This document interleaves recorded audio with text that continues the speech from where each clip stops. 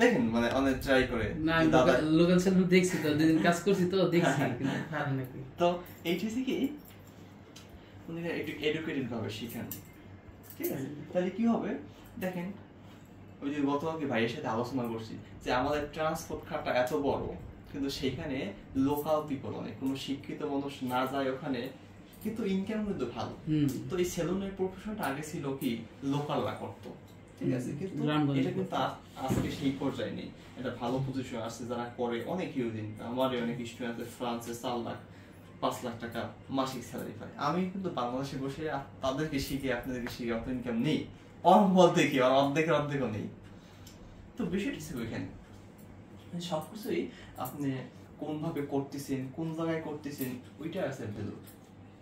তো ভাইয়া up cutting down গেছে, তারপর আমাদের সূত্র রয়েছে। কি সূত্র? এই যে সিজারটা, সেটা কখনো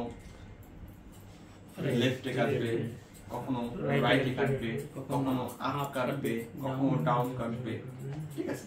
তো আমাদের সূত্র হয়ে লেফট রাইট আপ ডাউন, এবং সিজার একটা রেস্টিং মুড আছে বা কিপিং মুড আছে, যেটাকে এভাবে করে রাখতে হয়। তো এই 5টা মিলে আমাদের একটা সূত্র।